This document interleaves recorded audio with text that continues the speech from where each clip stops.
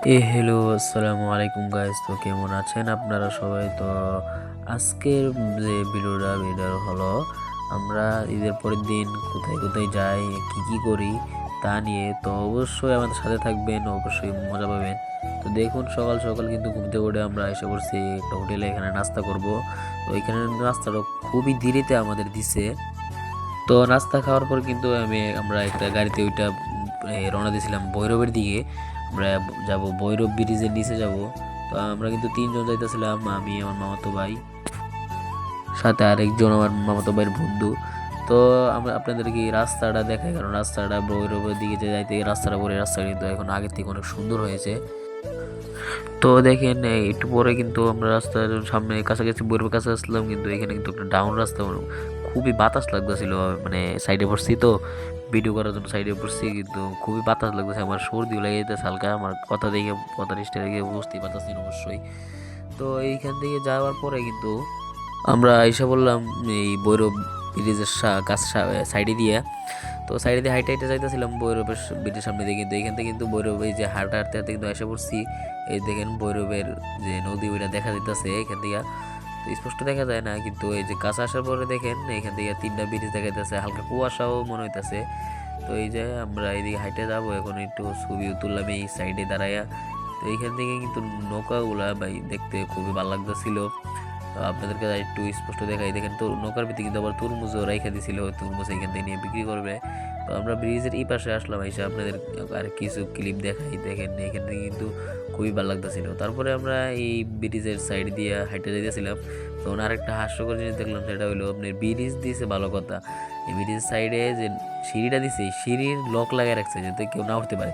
কিন্তু বাঙালি তো ভাই, বাঙালি সাইড দিয়ে উঠে আয় পড়ে। তো আমরাও কী করবো, সাইড দিয়ে উঠে পারছি, কিন্তু ব্রিজের উপরে ওঠার পরে কিন্তু ভাই মনটা একদম ভালো ভালো হয়ে গেছিলো। যা আপনারা ভিডিওতে দেখতেই পারতেছেন যে কত একটা মানে মনোরম পরিবেশ। তো এইখান থেকে কিন্তু ব্রিজটা দেখতে খুবই ভালো লাগতেছিল। আর সামনে দেখেন আমার দুই যে ওরা মামাতো ভাই আর বন্ধু হারা হাঁটতেছিল। তো হাঁটতে হাঁটতে কিন্তু সামনে আসার পরে দেখতে পারি যে এখান থেকে নৌকাগুলো আরো স্পষ্টভাবে দেখা যেতেছিল। আপনাদেরকে আর একটু ব্রাইটনেসটা কমাই দেখাই, দেখেন। তো এইখান থেকে নদীটাও কিন্তু আবার স্পষ্ট, মানে আমি তো ক্যামেরায় তো ভালো দেখা যাইতেছে না, কিন্তু আমি বাস্তবে যা দেখতেছি খুব ভালো লাগছে। তো আর সামনের দিকে আর একটা ভিডিও ক্লিপ নিয়ে দেখেন ওরা কি করতেছে, মানে কত রকম দুষ্ট হইলে এইগুলো করতে পারে। মানে ব্রিজের ব্রিজ সাইডে আসতেছে, এইদিকে যাবো না, ওরা মাঝখান দিয়ে যাবো। এখান থেকে কিন্তু আরো কিছু ক্লিপ নিলাম। এখান থেকে মানে ওরা আমি একটা টিকটক ভিডিও বানিয়ে দিলাম, এই ভিডিওতে কিন্তু একটা টিকটক ভিডিও আছে, আমার টিকটকে আছে, আপনারা দেখে আসতে পারেন। তো এইখান থেকে কিন্তু এখন গাড়ি ঘোড়া কম চলতেছে, কারণ ঈদ তো শেষ, ঈদের পরের দিন যেহেতু এখানে গাড়ি কম। এদিকে কিন্তু আরেকটা লোক আসছিল এখানে মোটরসাইকেল নিয়ে, ওরাও কিন্তু এখানে টিকটক ভিডিও করতেছিল। আমরা ওদের দিকে হাসিয়ে দিছি, কিন্তু ওরা কিছু বলে নাই, কি বলবো, এখানে তো সাপড়িয়া, ওদেরকে তো সাপড়ি বলতে হবে। তো এইখান থেকে দেখেন নদীর এই পাশ ওই পাশ, মানে একদম মাঝামাঝি আমরা ছিলাম। তো এইটু পর পরে কিন্তু এখান থেকে একটা গাড়ি যেতেছিল, আর মনটা কিন্তু একদম ভাই ভালো লাগতেছিল, কারণ এখানের পরিবেশটা খুবই ভালো। তো যখন নিচে আসলাম ব্রিজ দিয়ে নাইমা, তো এই আইসা এখানে দেখলাম প্রায় অনেক দোকানপাট আছে এখানে, এই খাওয়া দাওয়ার মতো। তো সামনে আমরা এখানে দেখলাম যে আপনার এইখানে দোকানটা একটু ভালো দেখা যাইতেছে, মানে পরিবেশ ভালো। তো আমরা বললাম যে এইখানে বসে একটু ফুচকা খাই। তো ফুচকা খাইতে এসে দেখি এখানে ওরা ক্রিকেট খেলতেছে, ক্রিকেট খেলাটা একটু ভালো করে দেখলাম। দেখার পরে এসে দেখেন এখানে ফুচকা খেতে বসছি, কিন্তু দেখি ফুচকা থেকে আমার কাছে চটপটিটা ভালো লাগছে, তাই তিনটা চটপটি অর্ডার দিয়ে দিলাম। তো দেখেন এখন কিন্তু চটপটিটা আইসা পড়ছে আমাদের। তো চটপটিটা খাওয়ার পরে কিন্তু আমরা আবারও ব্রিজের সামনে এসে পড়লাম। তো ব্রিজের আসার পরে দেখি এখানে দুইজন লোক গোসল দিল, গোসল দেওয়ার পরে কিন্তু ওরা এইখানেই কাপড় চেঞ্জ করে এইখানেই কাপড় রোদ্রে দেয়। তো এইখান থেকে আরও কয়েকটা ক্লিপ নিলাম, নেওয়ার পরে একটু পরে দেখি এখানে ঢেউ আইসা পড়ছে, মানে ঢেউটা আসার সাথে আমি যখন ক্যামেরা চালু করলাম, তখন দেখি ভাই কেমনটা লাগে, তখন আর কোনো ঢেউ আসে না। মানে যখনই ভিডিওটা চালু করলাম তখনই কিন্তু গাইস এই ঢেউটা থেমে গেল। তারপরও কিছু আপনাদের দেখার চেষ্টা করতেছি এখান থেকে।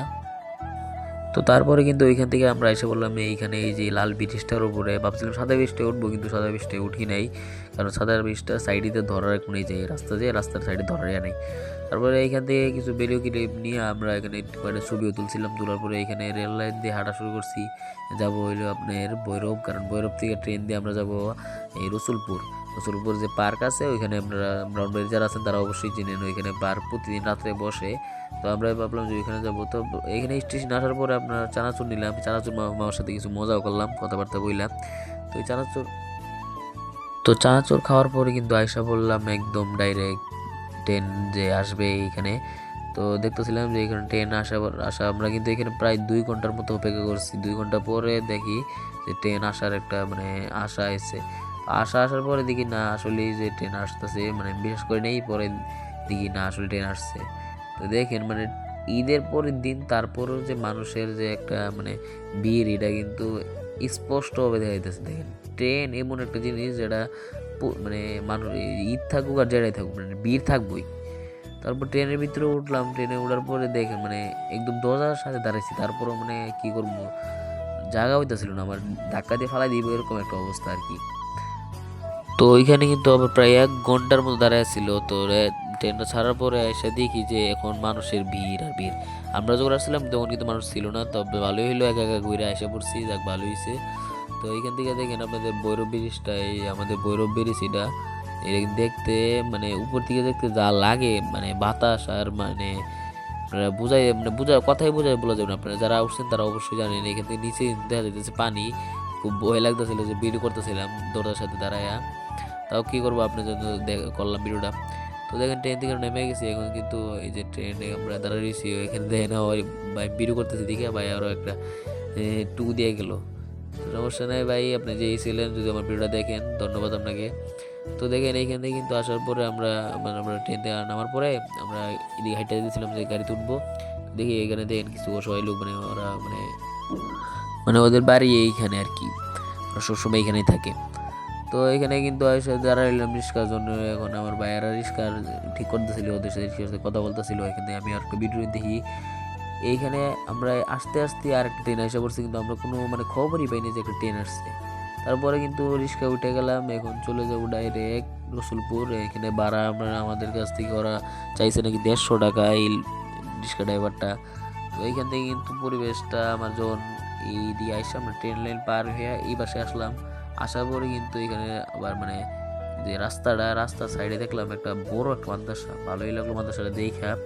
মাদ্রাসাটা কিন্তু অনেক বড় ছিল। তো মাদ্রাসা দেখার পরে আমার আস্তে আস্তে দেখি হঠাৎ করে একটা ব্রিজের উপরে নিয়ে যেতেছে। তো ব্রিজটা দেখে বললাম আপনাদেরকে দেখাই, কারণ ব্রিজটা খুবই সুন্দর ছিল দেখতে। আপনারা তো দেখতেই পাচ্ছেন ব্রিজটার উপরে ওঠার পরে এখানে কিন্তু মনে হইতেছে যে ফ্লাইওভার উঠছে, কিন্তু আসলে এটা ফ্লাইওভার না, এটা একটা ব্রিজ।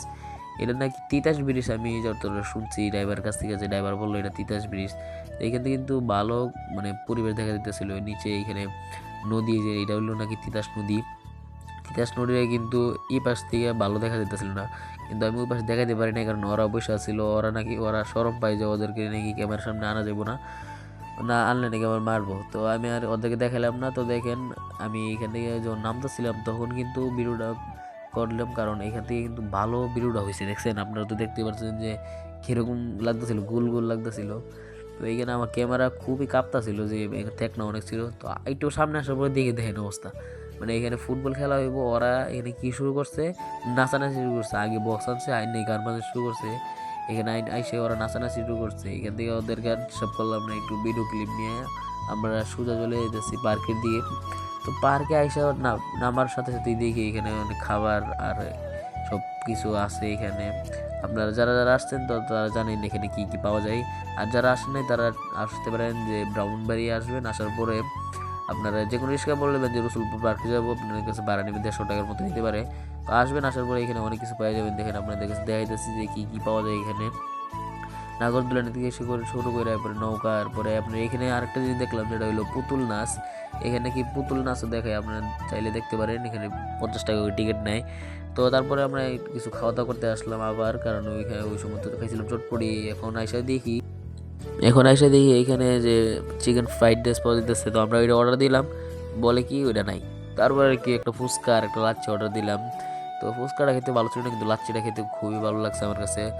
তো তারপরে লাচ্ছি টাচ্ছি খাওয়ার পরে আমরা একটু এই পাশে এসে হাঁটাহাঁটি করলাম। এইখানে দেখেন প্রচুর মানুষের ভিড়, ছেলেদের দিকে কিন্তু মহিলারা বেশি এইখানে। আর আমার কাছে এইটা জিনিস খারাপ লাগছে যে এত একটা পার্কের মধ্যে এত মহিলা থাকলে হয়, এত হয় না, মানে হাঁটার কোনো মানে অবস্থা নাই ওদের জন্য। তারপর পার্ক টিকিট গাড়িতে এসে পড়লাম, এখান থেকে আমরা চলে যাবো ডাইরেক্ট বাড়িতে, কারণ আর ভালো লাগতেছিল না। সারাদিন অনেক মানে সকাল 7টার সময় ঘুম দিয়ে উঠছি গাইস, আপনারা তো বুঝতে পারতেছেন সকাল 7টার সময় ঘুম দিয়ে ওঠা মানে কি। তারপরে তো সারাদিন ঘোরাঘুরি করার পরে যখন যাইতেছিলাম তখন দেখি একটা সুন্দর একটা মসজিদ। এই ব্রাউনবেরিয়া থেকে আমার একটা জিনিস ভালো লাগতেছে যে নতুন নতুন মসজিদ হয়েছে, আর এক একটা মসজিদ দেখতেও মানে মনটা জুড়ে যায় গাইস। তো বাড়িতে এসে বললাম এখন। তো আজকের মতো কিন্তু ভিডিওটা এই পর্যন্ত ছিল, সারাদিন কিন্তু অনেক ক্লান্তি গেছে। তো সামনে আপনাদের জন্য কাল 2টা ভিডিও আমি মানে রেডি করতেছি, কারণ কালকে আমাদের এক জায়গায় বিয়ে আছে, তো তারপরের দিন কিন্তু আরেক জায়গায় বিয়ে আছে। তো প্রায় 2টা বিয়ে। তো আমরা আপনাদেরকে এইখানে যে কি কি হয় সবই কিন্তু আপনাদের শেয়ার করব। তো আপনারা লাইক করবেন, শেয়ার করবেন। তো ভালো থাকবেন, আল্লাহ হাফেজ।